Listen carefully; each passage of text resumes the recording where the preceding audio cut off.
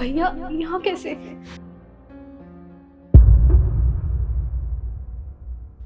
Madam, ये आपका order. कितने पैसे हो गए? ये ऑर्डर तो पहले से ही पेड है। ठीक है भैया। एक सेकेंड, क्या आप मुझे अपना चेहरा दिखा सकती हैं? ये कैसी बातें कर रहे हैं आप? भला मैं आपको अपना चेहरा क्यों दिखाऊंगी?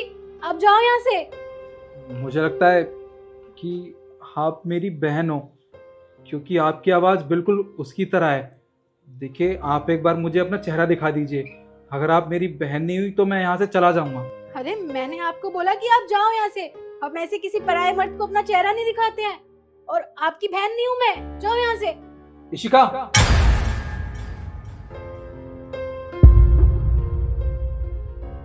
देखा, मैंने तो अपनी बहन का नाम लिया था और उसका नाम लेते ही आप रुक गई। इसका मतलब आप ही मेरी बहन हो ना? मुझे आपका चेहरा देखना है, दिखाइए। अरे नहीं।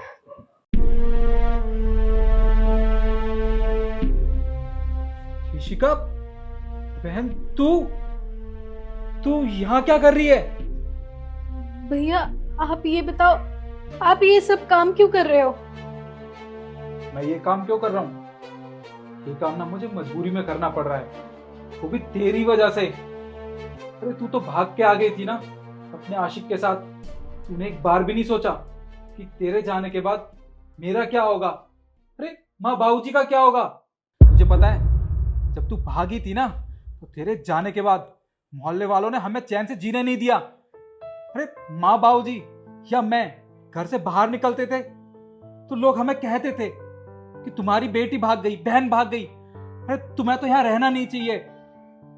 बस उनके तानों से तंग आकर हमने वहां रहना छोड़ दिया। उसके बाद क्या हुआ?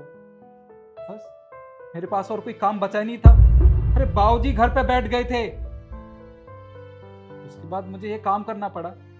घर का खर्चा भी तो चलाना था ना, माँ बाबूजी की दवाइयाँ। भैया अब कैसे हैं मम्मी पापा? मम्मी पापा की फिक्र तुझे हो रही है अब? हाँ, अरे वो जैसे भी है ना ठीक है।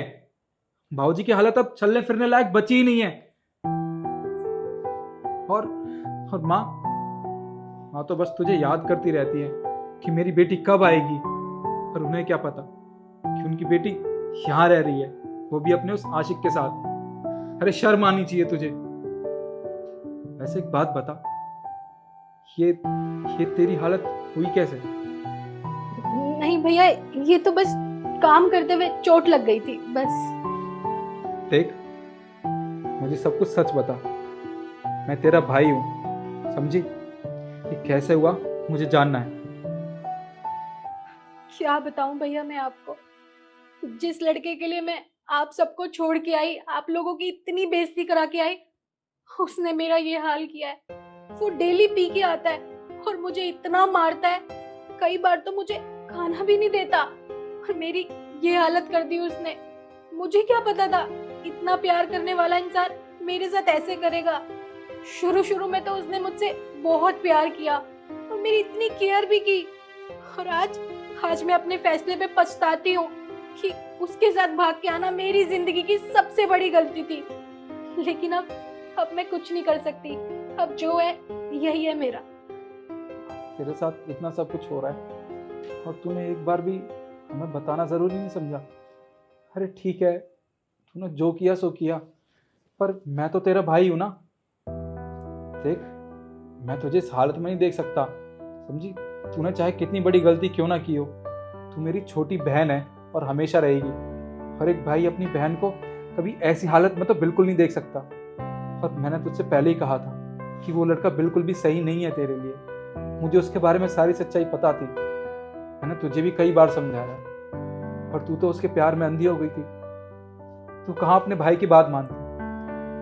खैर कोई बात नहीं, माँ बाबू जी से मैं बात कर लूंगा। तू चल घर वापस। नहीं भैया, मैं अब नहीं जा सकती। ये मेरी करनियों की सजा है। और भैया मैं वैसे भी मम्मी पापा और आपकी बहुत इंसल्ट करा चुकी हूँ और अभी हूँ ऐसे वापस जाके मैं उन्हें और परेशान नहीं करना चाहती। अब मैं इसी घर में ही रहूंगी भैया।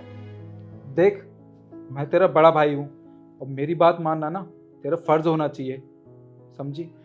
मैं जितना बोल रहा हूँ उतना कर।